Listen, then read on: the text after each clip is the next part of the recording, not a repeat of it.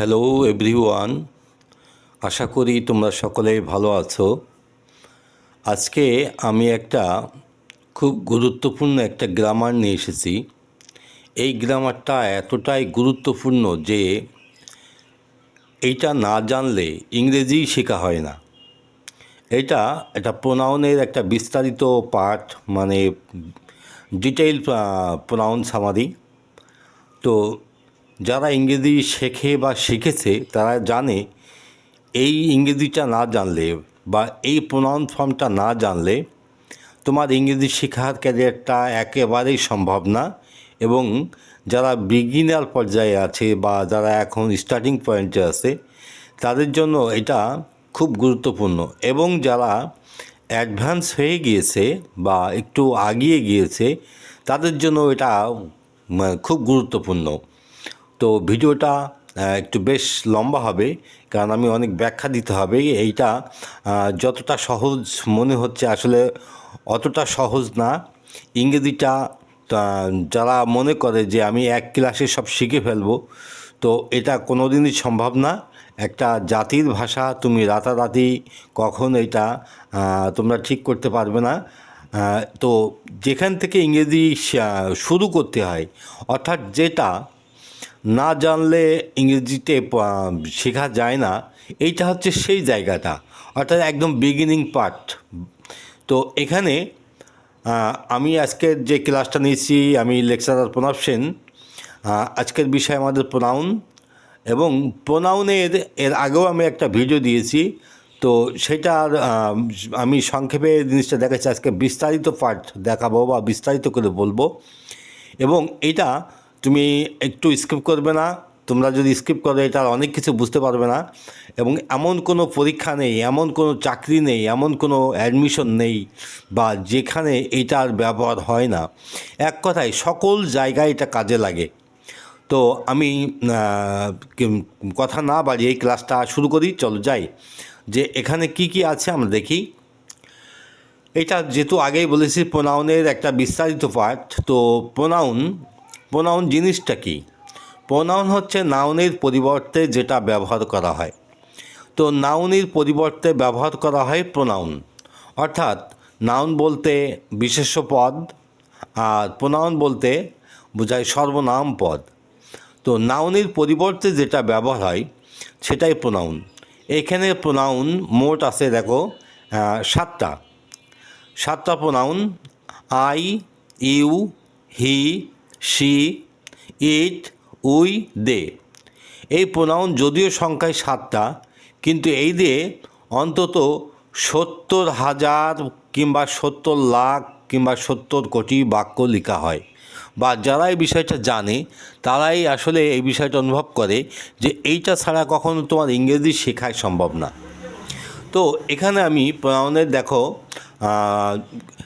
আমি বিস্তারিত করে তোমাকে বলে একটু মন দিয়ে শোনো। ভিডিওটা একটু বড় হবে, ধৈর্য ধরে তোমাকে শোনার প্রয়োজন আছে, কারণ এখানে অনেক কিছু জানার আছে, বোঝার আছে। প্রথমে আছে, আমি যেটা নিয়েছি প্রথমে সংখ্যায় 7টা, এটাকে সাবজেক্ট বলা হয়। অর্থাৎ একটা সেন্টেন্সের একটা বাক্য যখন আমরা তৈরি করতে যাই, তো বাক্যের মধ্যে কয়টা গুরুত্বপূর্ণ পয়েন্ট বা গুরুত্বপূর্ণ পার্ট আছে। একটা আছে সাবজেক্টের অংশ, একটা আছে ভার্বের অংশ, একটা আছে অবজেক্টের অংশ, একটা ফ্রেজের অংশ। এই 4টি অংশ নিয়ে মূলত একটা বাক্য তৈরি হয়। তো এই বাক্যের মধ্যে প্রথম যে অংশটা ব্যবহার করি ওটাকে আমরা বলি সাবজেক্ট। যেহেতু ভার্বের প্রোনাউনের কোনো ব্যবহার নেই, তা ভার্বের এখানে কোনো দরকার নেই। পরেরটা আছে অবজেক্ট, এবং অবজেক্টের মধ্যে ওই প্রোনাউনটা আবার লেখা হয়। তখন কীভাবে লেখা হয় দেখো, এখানে আমি কালার দিয়ে তোমাদের লিখে দিচ্ছি। প্রথমটা একটু হালকা লাইট গ্রিন দিয়ে প্রথমে সাবজেক্টটা, তারপরে ইয়েলো কালার দিয়ে বা হলুদ কালার দিয়ে এটা অবজেক্টটা লেখা আছে। তারপরে এটা আছে, তা অবজেক্টটা কি আমি তোমাকে ধাপে ধাপে ব্যাখ্যা দিই। সেটা হচ্ছে, আমরা সাবজেক্টে যখন আই লিখি তখন কিন্তু অবজেক্টে তুমি আই লিখতে পারবে না। ওটা যখন অবজেক্ট হয়ে যায় তখন ওটা কিন্তু মি লিখতে হবে। সেই জন্য এখানে সাবজেক্টের, অর্থাৎ সাবজেক্টে যখন প্রোনাউন ব্যবহার হয় তখন সেটা কি হয় এখানে বিস্তারিত করে লিখে দেওয়া আছে। আবার ওইটা যখন অবজেক্টে লেখা হয় তখন কিন্তু ওই রকম হয় না। দেখো ওখানে একটা পরিবর্তন হয়ে গেছে।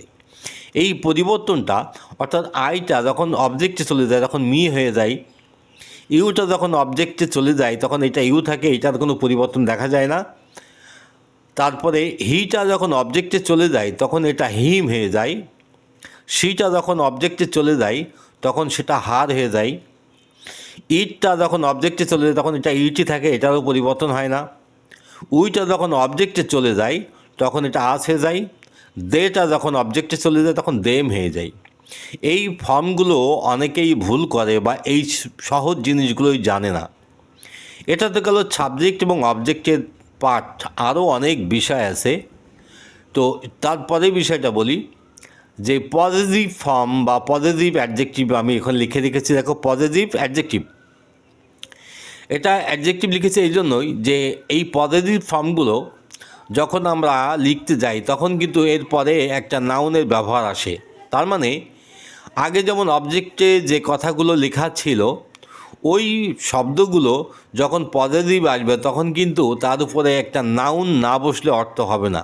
অর্থাৎ অবজেক্টটা এখানে মি একা একা বসতে পারে, ইউটা একা একা বসতে পারে, হিমটা একা একা বসতে পারে, হারটাও একা একা বসতে পারে, কিন্তু এইটা যখন পজিটিভ হয়ে যায় তখন ওইটা কিন্তু আর একা একা বসে না, অর্থাৎ ওর পরে একটা নাউন লাগবে। তা নাউনের আগে আমরা জানি অ্যাডজেক্টিভ বসে, তাহলে এখানে একটা নাউন না দিলে অর্থ হবে না। যেমন ওখানে প্রথমে লেখা আছে মাই, মাই মানে আমার কি, আমার কলম, আমার বাড়ি, আমার খাতা, আমার সাইকেল।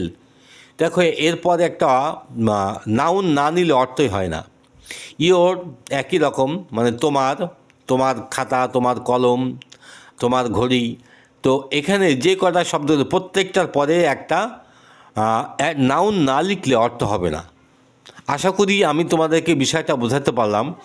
সাবজেক্ট একা একা বসে, সাবজেক্টে যে প্রোনাউনগুলো লেখা আছে ওইগুলো একা একা বসে, অবজেক্টে যে প্রোনাউনগুলো লেখা আছে, যে ফর্ম করগুলো লেখা আছে ওগুলো একা একা বসে। কিন্তু পজিটিভ ফর্ম যেটা, এইটা যখন তুমি ব্যবহার করবা তখন তোমার এর পরে একটা নাউন না লিখলে অর্থই হবে না। এই জন্যে নাম হচ্ছে পজিটিভ অ্যাডজেক্টিভ। তার মানে এই শব্দগুলো ওখানে অ্যাডজেক্টিভের কাজ করে। পরেরটা দেখো, পরেরটা পজিটিভ প্রোনাউন, অর্থাৎ আগেরটা যেমন ওর পরে একটা নাউন না লিখলে অর্থ হতো না, কিন্তু এইটা তা না, এটা প্রোনাউন অর্থাৎ নাউনের পরিবর্তেই ব্যবহার হয়। তো এইটা যেহেতু পজিটিভ প্রোনাউন, এইগুলো সাধারণত একা একা বসে, আলাদা করে বসে। এখানে মাইন মানে আমার, ইয়োর মানে তোমার বা তোমারই। যেমন এখানে একটা উদাহরণটা আমি একটু পরে দিই, প্রত্যেক শব্দ নিয়েই আমি একটা উদাহরণ দেবো। তুমি আগে আমি একটু পরিচয় করাই দিই। তো পজিটিভ প্রোনাউন অর্থাৎ ঠিক এই পজিটিভ অ্যাডজেক্টিভের বিকল্পটা, ওর পরে যেমন একটা নাউন বসানো লাগে, এর পরে কিন্তু একটা নাউন বসানো লাগে না। এইটাই শুধু পার্থক্য। এইগুলো সব একা একাই বসে। পরেরটা দেখো যেটাকে বলা হচ্ছে রেফ্লেক্সিভ প্রোনাউন। তো প্রোনাউন এখানে কিন্তু বেশ কয়েকটা দেখো, একটা সাবজেক্টিভ প্রোনাউন, তারপর একটা অবজেক্টিভ প্রোনাউন, তারপরে পজিটিভ অ্যাডজেক্টিভ, তারপরে পজিটিভ প্রোনাউন, তারপরে রেফ্লেক্সিভ প্রোনাউন। এই রেফ্লেক্সিভ প্রোনাউনটা এরকম যে যখন যে সাবজেক্ট আমরা নেব সেই সাবজেক্ট যেমন সে নিজেকে খুন করলো, তো এখানে সে যদি আমি হি ধরি বা সি ধরি, তাহলে হি ধরলে রেফ্লেক্সিভ প্রোনাউনটা এখানে ব্যবহার হবে, অর্থাৎ হিমসেলফ হবে। যদি সি ধরা হয় তাহলে হার্ড সেলফ হবে। তা এখানে যে সাবজেক্টটা হবে সেই সাবজেক্ট অনুসারেই তার প্রোনাউন ফর্মটা ব্যবহার হবে। তো সেলফ, এই সেলফটা একটু বলে নিই। সেলফ আবার দুই রকম আছে, একটা SELF সিঙ্গেল অর্থে আর একটা প্লুরাল অর্থে। অর্থাৎ যখন সিঙ্গুলার অর্থে ব্যবহার হয় তখন শুধু সেলফ SELF, যখন প্লুরাল অর্থে ব্যবহার হবে তখন সেলফস SELVES। তো এখানে দেখো প্রথমটা মাই সেলফ মানে আমি নিজে, পরটা হচ্ছে ইয়োর সেলফ, এটা তুমি নিজে। কিন্তু যখন ইয়োর সেলফস হয়ে যাবে, VES যোগ হবে, তখন তোমাদেরকে বোঝাবে। হিমসেলফ এটাও সিঙ্গুলার অর্থে, হার সেলফ এটাও সিঙ্গুলার অর্থে, ইট সেলফ এটাও সিঙ্গুলার অর্থে, আওয়ার সেলফস এইটা দেখো সিঙ্গুলার নেই, প্লুরাল ফর্মে চলে গেছে। অর্থাৎ যখন অনেকজন হয় তখন এটা সেলফসটা ব্যবহার হয়। এইটাও অনেকে ভুল করে, এই জিনিসটাও অনেকে ঠিক করে জানে না যে কখন সেলফস হয় কখন সেলফ হয়। দেম সেলফস এটাও ঠিক একই রকম, এখানেও যেহেতু এটা এখানে অনেকজন তো এখানে দেম সেলফস ব্যবহার হয়েছে। আমি এখানে প্রত্যেকটি ফর্ম নিয়ে তোমাকে ব্যবহার করে দেখাই, তুমি মন দিয়ে ক্লাসটা দেখো। প্রথমে হচ্ছে আইটা আমি যখন লিখব তখন কিন্তু এর ব্যবহারটা মনে রাখতে হবে যে এইগুলো নিয়ে মূলত এর ব্যবহারটাই সব। এই ব্যবহার ভেদে আমরা এগুলো ভুল করি, তাই ব্যবহারটা যেন ভুল না হয়। অর্থাৎ প্রথমে আমি যেটা লিখেছি ওটা শুধু সাবজেক্টেই ব্যবহার হবে, কখনও কোনো পার্টে ওটা ব্যবহার হবে না। একটা বাক্যের তো মোট 4টে অংশ, তার 4টে অংশের মধ্যে প্রথম পার্টের সাবজেক্টে ব্যবহার হবে। তার সাবজেক্ট এখানে আমি। তো আমি দিয়ে আমি একটা বাক্য বলি যে আমি তাকে দেখলাম, আমি তাকে দেখলাম। এখানে আমিটা সাবজেক্ট, দেখলামটা ভার্ব, তাকে এটা অবজেক্ট। কাকে দেখলাম, তাকে দেখলাম।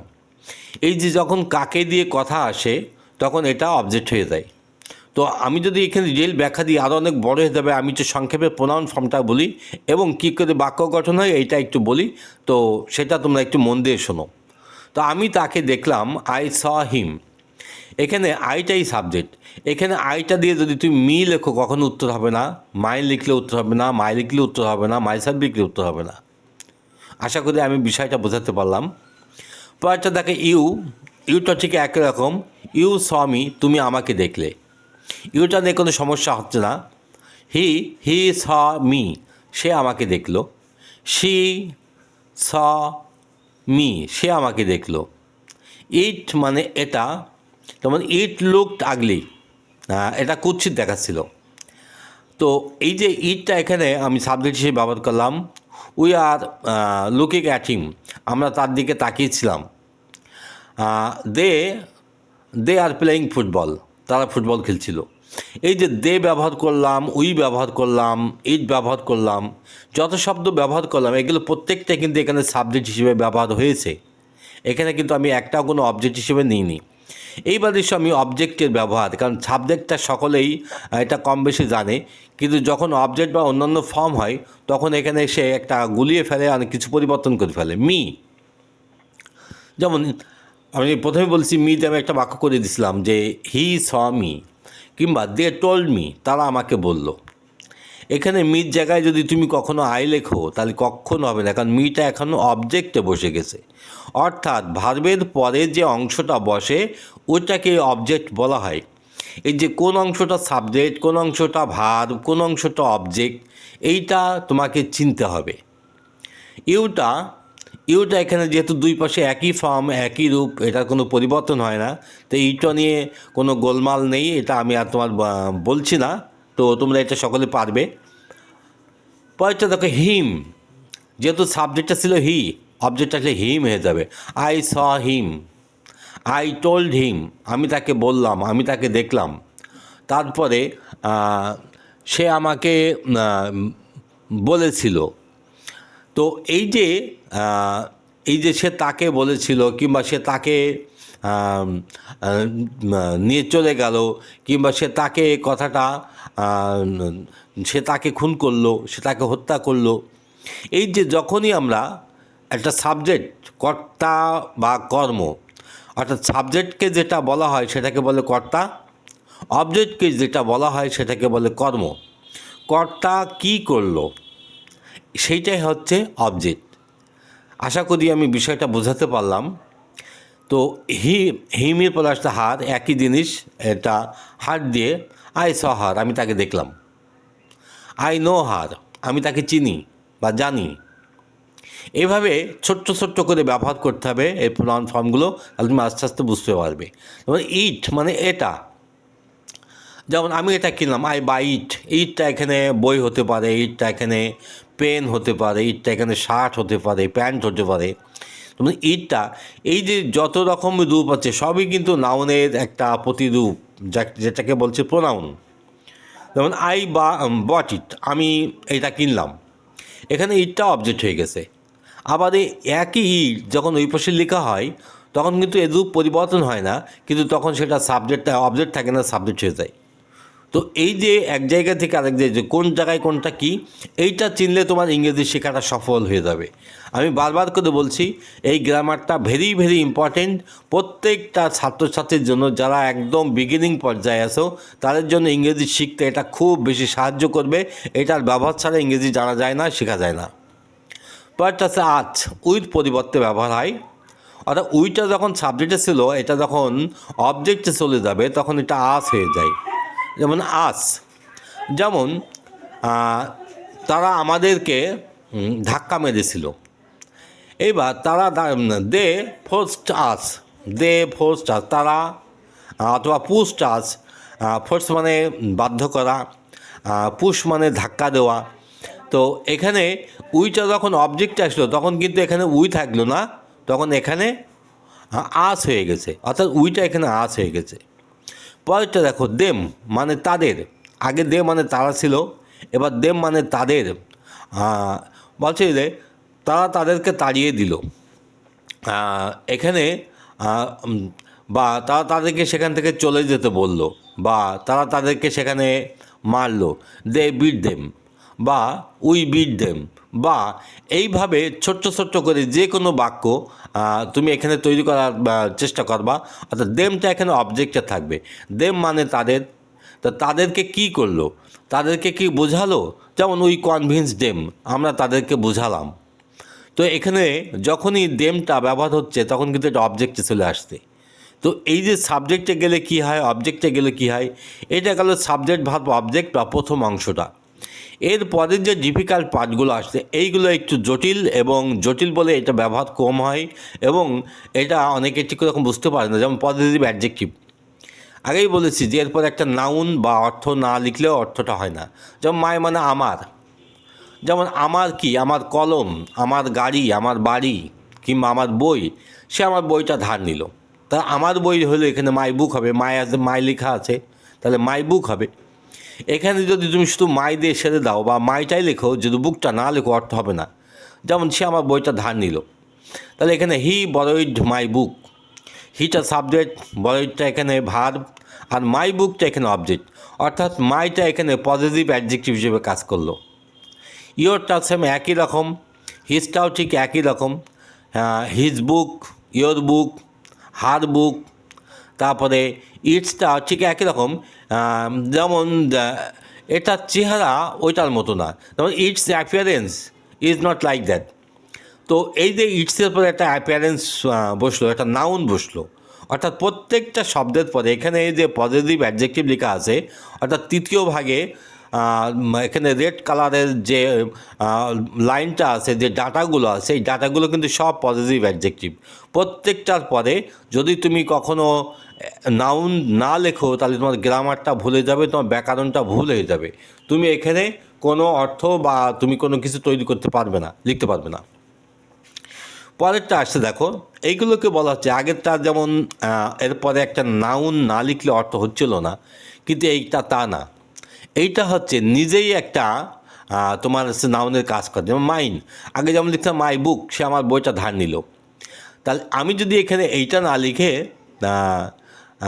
যেমন হি বরয়েড মাইন, এই মাইনটা বলতে আমারটাই নিল।